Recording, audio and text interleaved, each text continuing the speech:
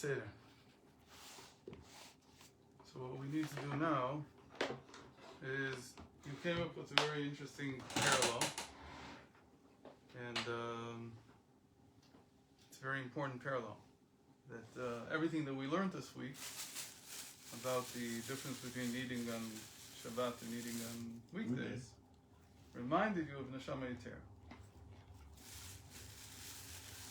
I said the Rebbe has a sikha on it, and the sikha is in part 31, in 31st volume. It's on Tisa, on Kitisa, the second sikha. And there he deals with a very interesting question, which is, well, is there, first of all, there's a machlokas, is there neshamah yeteira on Yom Tov? And if there is, how is it different than neshamah yeteira of Shabbos? What is the neshamah yeteira? Oh, okay. So, to answer that, they call my Gemara's. I didn't even think of looking if I had it here. So we will have to wait for a moment until I bring it. I don't know where they took it. Bring a different one.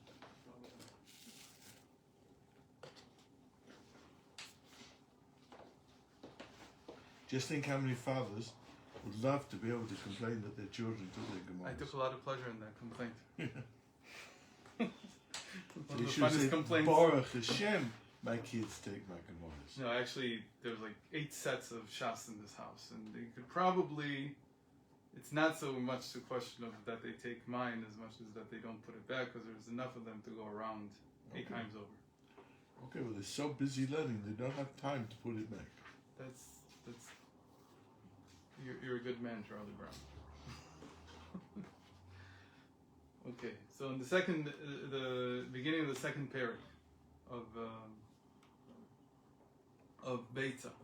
Okay, Baruch Hashem, I learned that one. So, yeah. So Yom Tov shechal להיות ערב Shabbat, לא יבשל בתחילה מיום טוב לשבת. The Mishnah starts with the problem of cooking from Yom Tov to Shabbos and from Shabbos to Yom Tov. So from Shabbos to Yom Tov, obviously it's impossible because you can't cook on Shabbos. But from Yom Tov to Shabbos, you can. Because obviously you can cook on Yom Tov, and if there's something left over, it can be used on Shabbos. So we do it lechatchila. What do? Eruv tavshilin. So that's the first Mishnah. So Yom Tov shechal להיות ערב Shabbat, a Yom Tov, a festival that's on the eve, meaning it's on Friday, before Shabbos. לא יבשל בתחילה מיום טוב לשבת. lechatchila, you can't cook from the festival to Shabbos. On that Friday you can't cook, even though you can cook on Yom Tov. Why? Because it's lechatchila for Shabbos. You're doing it specifically for Shabbos. But you can cook for the Yom Tov itself. And if there's something left over, and notice the word hotir. What does hotir mean? There's more. There's yoter. Yoter, and it's hotir. Then more is left over. So really you translate it as left over, but it means yoter, if there's more than you need. ועושה תבשיל מערב יום טוב וסומך עליו לשבת, בית שמאי אומרים 2 תבשילים ובית הלל אומרים תבשיל אחד, ושבין ודג וביצה שעליו שאין 2 תבשילים. אך לא, או שעבד, לא יבשל לה בתחילה, ואם שאר ממנו כל שהוא סומך עליו שבת. So these are all the laws, the preliminary laws of עירוב תבשילים, of how to not doing it lechatchila, but by mixing the Shabbos and the Yom Tov food beforehand, so it becomes permissible to even lechatchila to cook on Friday, even though you're going to use it on Shabbat, because you've mixed the meals together. That's it. So then the Gemara goes into a page in which it discusses the question of what is the source of this? How did we get to this? So it brings an interesting story. Come on in. I hope you can hear me. I think it's Mark. Was it?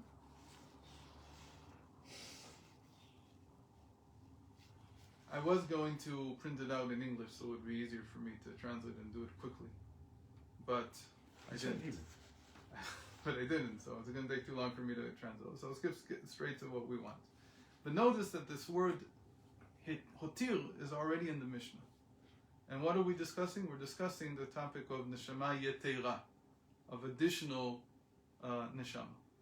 There's a whole shita that I think started with the Maharal, but I'm not sure who really started it. In my opinion, it's built in. You don't have to really think too much. It's kind of a no-brainer.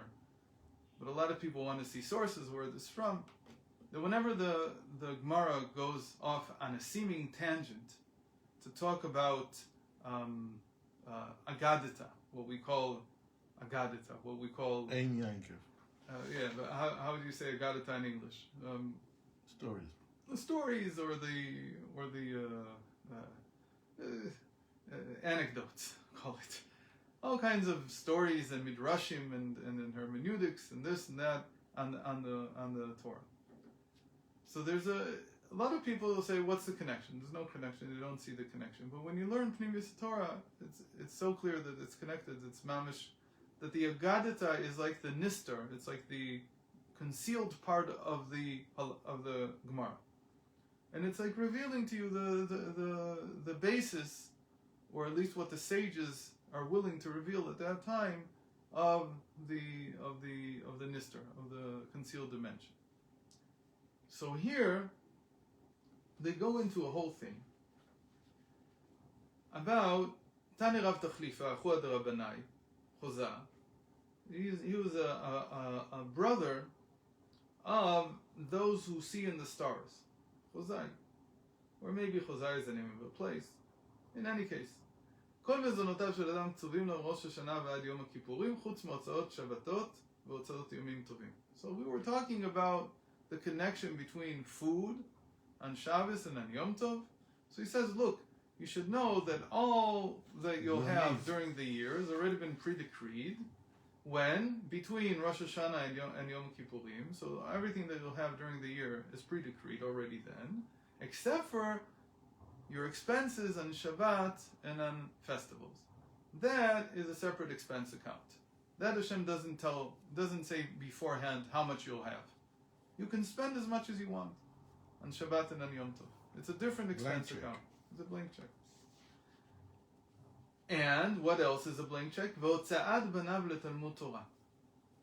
And the second thing is instruction or tutoring or teaching Torah to your children.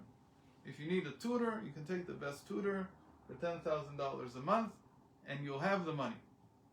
Who knows where from? But you will. It's a different expense account. How does it work? She'im pachat pochatin lo v'mosif mosifin lo. Same thing. If you spend a little, you get a little on these things, on food for Shabbat and Yom Tov, and for tutoring your children in Torah, of course, not in mathematics, unless they're learning mathematics the way that we teach mathematics, which is from the Torah. That's something else. All mathematics to learn how to calculate the moed. Again, that's the highest form. It's already part of a mitzvah. It's even higher. But if you spend less, you get less. If you spend more, you get more. Notice here also that there's an idea here of more and less. So it's not just that imotir, the whole idea of something being left over between Yom Tov and Shabbat is like built into this medrash that he's saying here, because he's saying it's a separate account, but it's the same account. But more importantly, it's adding something more here. It's saying that when it comes to learning Torah, there's also this separate blank check expense account. What is he trying to say? Why the connection suddenly between these two? So again, there's an idea that's been going around explicitly since the Maharal, I think, that everything here is explaining really the basis of the connection between Yom Tov and Shabbat. And there's an interesting connection that it's related to Talmud Torah. It's related to how you learn. Why to how you learn? What's the idea? So we already know what the answer is because we learned the Mimer this week. What's different between learning Torah and between learning accounting to make a parnasa, to make your livelihood? It's explained in the Tanya. It actually changes you. actually. But why? Exactly. So we said that the food that you eat on Shabbat and on Yom Tov. So in Yom Tov we said we have to see exactly what the Alter Rebbe wanted, but in general the food that you eat on Shabbat and Yom Tov is drawing down the energy from above to below. And the food that you're eating on the weekdays is drawing energy from below to above.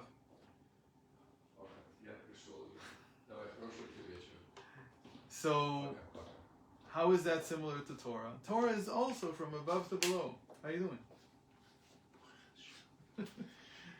So Torah is also from above to below. That's the similar aspect here. So the Gemara is telling me that both of them are on a similar account, and it has no limits. We're beginning to see the pattern.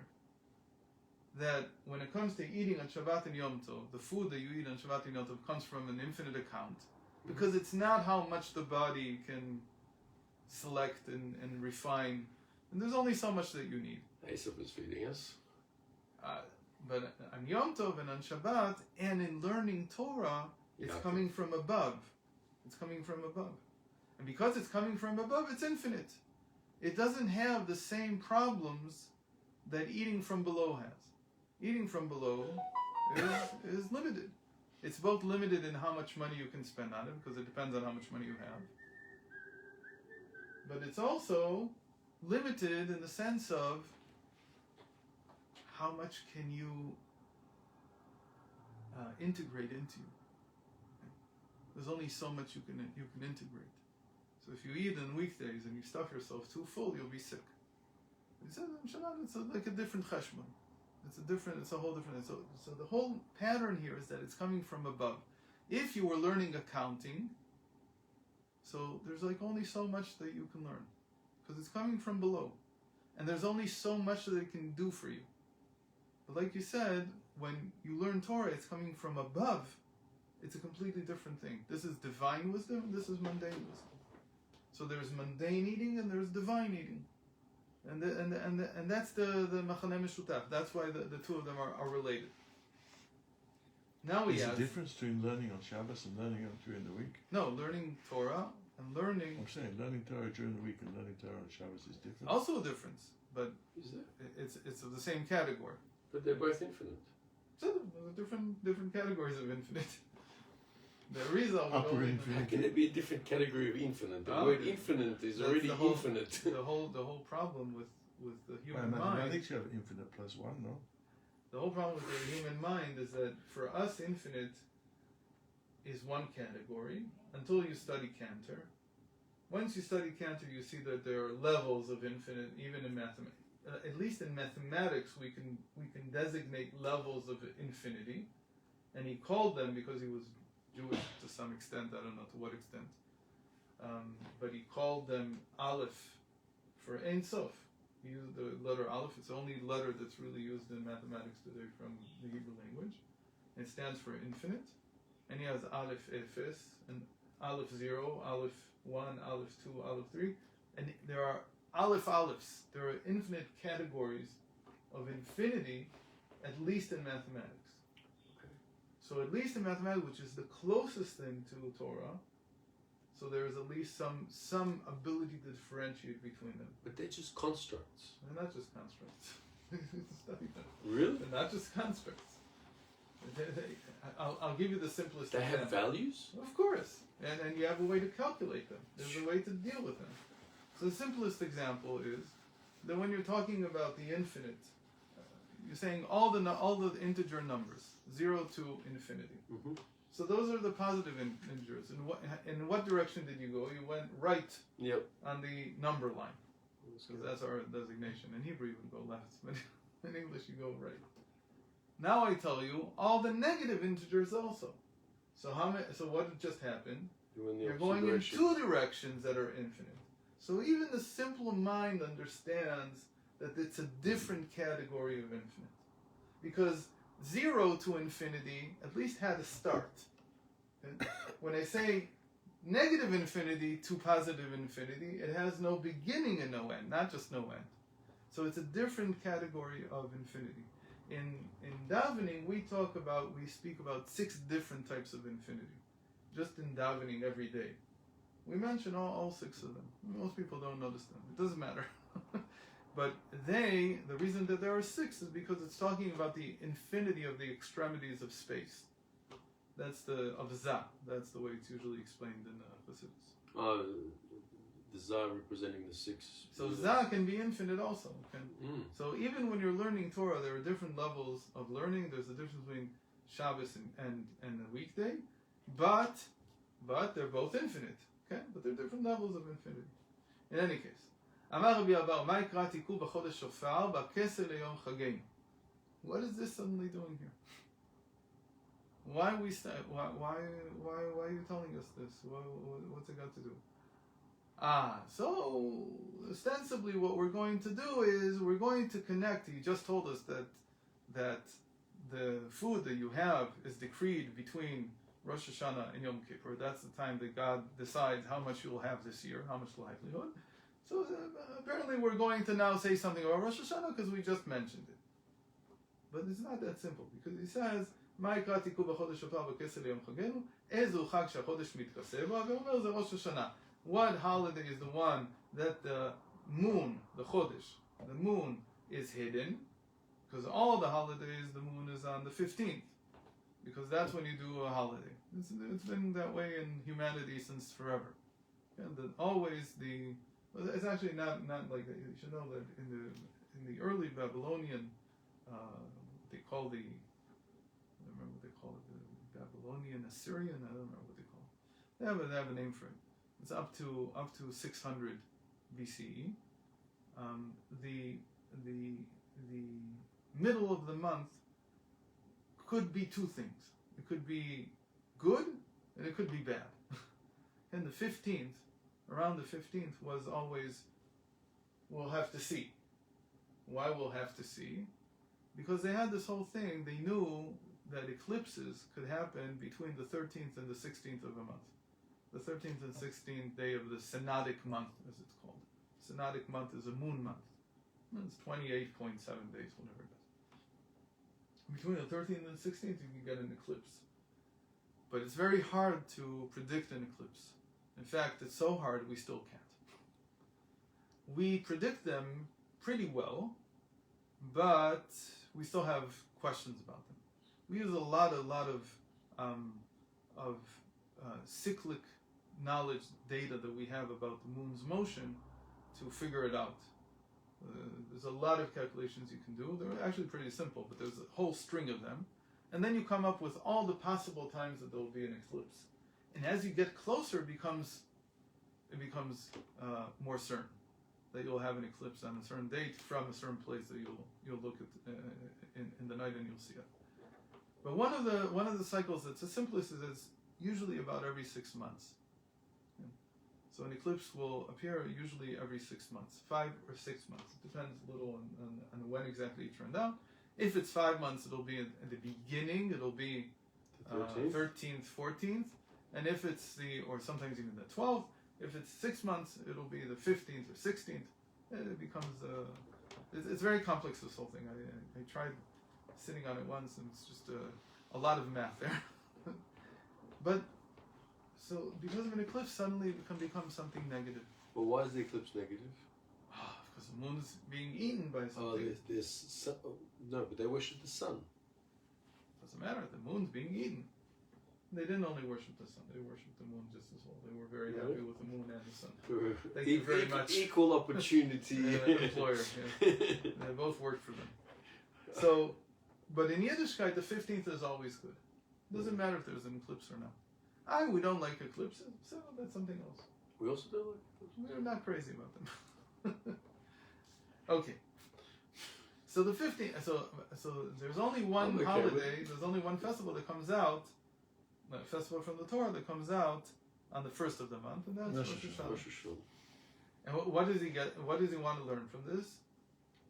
He says, "Ki chok liYisrael u'mishpat Elokei Yaakov," because that's the day of judgment. Because there's no moon, it's the opposite of the 15th. So there's judgment.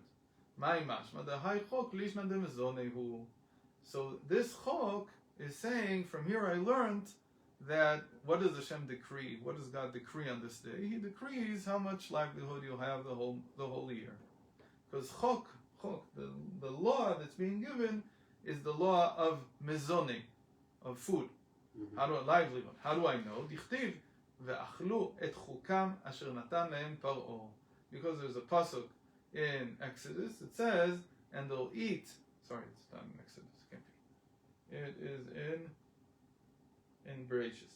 Sorry, that Yosef decreed that the people would eat the chok, the law that Pharaoh had given. You don't eat a law.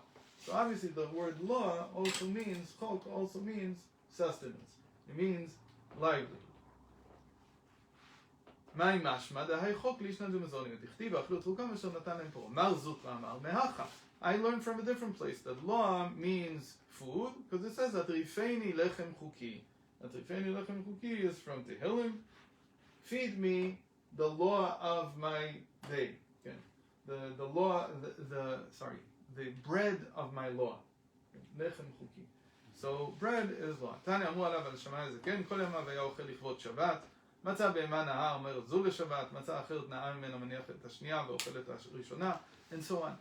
Now we get into the famous discussion, the famous machlokus, dispute between Shammai and Hillel. These are Shammai and Hillel themselves, the individuals themselves. And you know that Shammai was about 60 years younger than Hillel, which is an amazing thing. He was really a lot younger than him. I think 60, maybe 50. I thought it was the age. No, not at all. He was a young man. So much? Hillel's partner was somebody else before. I don't remember his name. After No.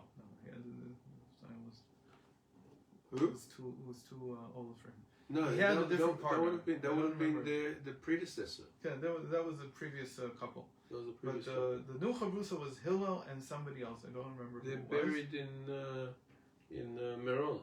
And that The cameras in person, Meron. that person, I remember whatever his name was, he was Hillel's age. And then when they turned 70, he was taken to be some Roman dignitary. I don't know what. I don't remember what it was. But that's what the Mishnah says on Pirkei Avos. He was taken, and it's not Pirkei Avos, somewhere in the Gemara. He was taken to be a Roman dignitary, or he was given some important job. And he left the Beis Medrash. He became part of the government. Stop being fruit? No, probably not. But he wasn't free now to spend all his time debating Hillel. And Hillel, for a year or two, felt that his life was over. Because we know from Rabbi Yochanan and Rish Lakish that after Rish Lakish passed away, after Rabbi Yochanan passed away, Rish Lakish, who was his debate partner, he wanted to die. He said, I have no purpose in this world. If I don't have Rabbi Yochanan to learn with, and I don't have somebody who can say the opposite from what I'm saying, then what's the purpose of life? That's the real intellectual of Torah, the real scholar. He says, if I can't have somebody who will give me the opposite opinion to my own, there's no point in learning. There's no point in life anymore. Because he has only Torah. He doesn't have anything else. And I can't learn Torah by myself. I can't play chess against myself. Doesn't work. And then Shammai How do they reconcile this with halacha and with Torah and something else? mitzvahs? Learning is one thing, and doing is something else.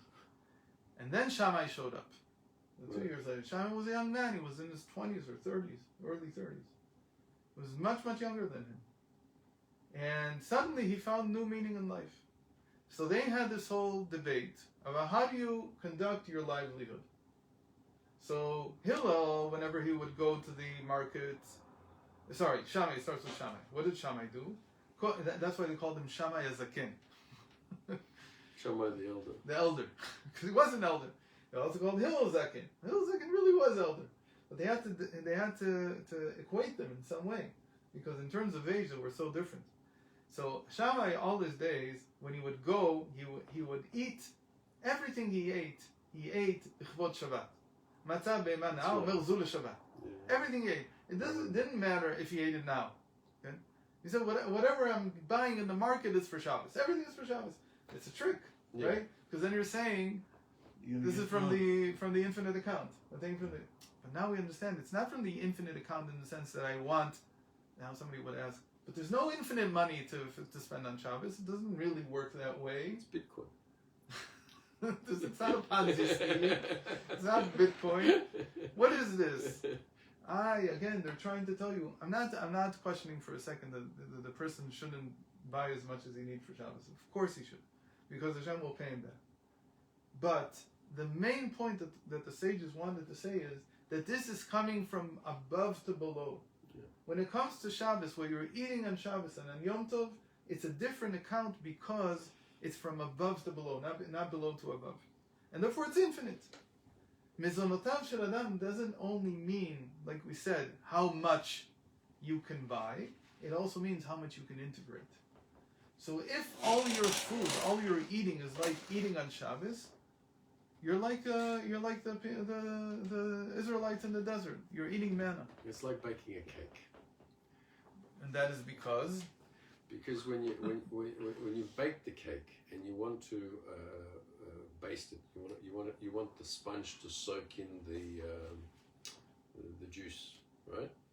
There's only X amount of juice that the sponge can soak in. It doesn't matter how much you pour on. Okay.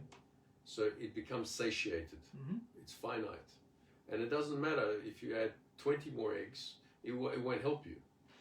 That's the same as salt in water. Yeah, there's only so much you right. can. Only what's it called? Saturated state. Saturated states. Lights as well. I also everything has, but when it comes to eating from above, there's no end. It's limitless. That's why we have this idea of etzem aluz and the fourth meal of Shabbos, because you're eating, as it were, with your neshamah yeteira, with what's left over, the roshim, the residue from the additional soul. And so you can eat a fourth meal, even though it's impossible normally. So that's why we say Shir Malas for the fourth meal? But Hillel used to do something else. He said, no, normally every day I don't do for Shabbos. I say it's l'shem shamayim. And this the Rebbe talks about a lot, what this means. Kol ma'asecha yu l'shem shamayim versus l'chol d'rechecha deo. We don't want to get into it now. Shene'emar Baruch Hashem yom yom. And then you say everything is for the sake of heaven. I'm eating for the sake of heaven. So he's obviously doing from below to above. He's not saying everything is on Shabbos. Tanya nami yachi. Bet Shammai omrim mechad shabich l'shavtich. Ubet Hillel omrim Baruch Hashem yom yom. So now we get into something lichora not connected at all. Says the Gemara. Amar Rabbi Chama v'Rabbi Chanina anoten matana lechavero en tzarich leodio. Shene'emar u'Moshe lo yada ki karan or panav. Says Rabbi Chama bar Chanina, if you give a gift to a friend, you have to let him know that you gave it to him. You don't have to. He says you don't have to let him know. How do I know that you don't have to let him know? Because God gave Moshe Rabbeinu the extra light in his face, and he didn't know about it. And he didn't tell him about it. And Moshe didn't know. Oh, right. Yeah. So what are we talking about? We're talking about, again, light that comes from above to below. It's another issue. And now the question becomes, do you have to be conscious of it? Is this something you can become conscious of? So this is going to become a big deal now. Because the whole question here of neshamah yeteira, of an additional soul, some people say, but I don't know that I have an additional soul. I haven't felt that I have an additional soul on Shabbos. He says, well, I don't have to tell you that you have it. I'm giving it to you. But according to Rabbi Baruch Chama, I don't have to tell you. Hashem doesn't have it. It's the same light that Moshe Rabbeinu received at Mount Sinai. Which is why, on the morning davening, what do we say? What's the bracha? Yismach Moshe bematnat chilko. Moshe should be happy, is happy, in his portion. What he got? What are we talking about? We're talking about the 1,000 lights that he received at Mount Sinai, and that's what caused his face to glow.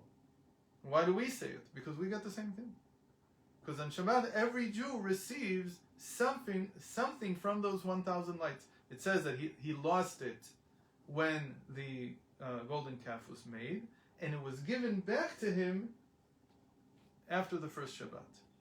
And on Shabbat, everybody gets a portion from it. So that's why you say, Yismach Moshe b'matnat chilko, Yismach Zotiot Mashiach, a lot of things in that. But the point is, we say that on Shabbos morning because Like we also learned in the Maimer, even though there's neshamah yeteira, as we'll see, maybe we won't see because we won't have time, but even though neshamah yeteira starts, according to the Zohar, from the evening prayers, from Ma'ariv, from Kabbalat Shabbat, really Kabbalat Shabbat that the Ramak initiated was in order to have some kind of commemoration, some kind of placeholder for the person to feel that the neshamah yeteira is coming in. But according to the Zohar, the main part is when you say Apores Sukkot Shalom, Aleinu Apores Sukkot Shalom. What's Sukkot Shalom? What is this sukkah of peace?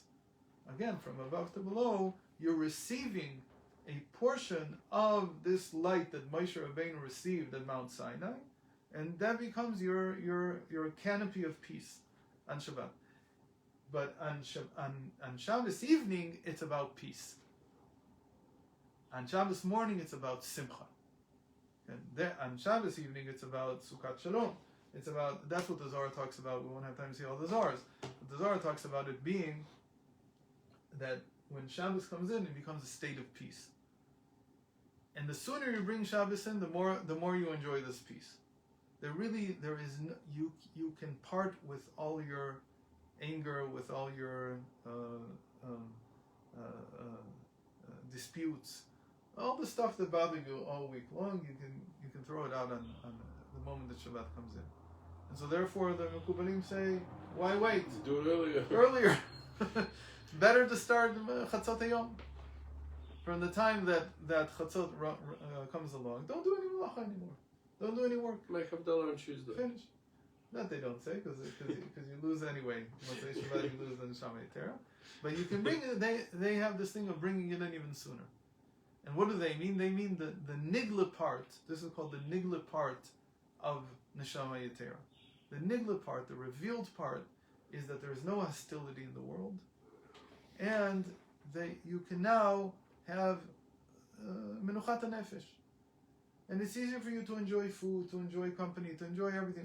You're much more calm than you were during the week. That's called the revealed part. That's called the Ma'alei Shabbat. That's the evening of Shabbat. And Shabbos morning, you get something new. What do you get? You get the Yismach Moshe. You get Simcha. That's much more than just peace. Now you get joy.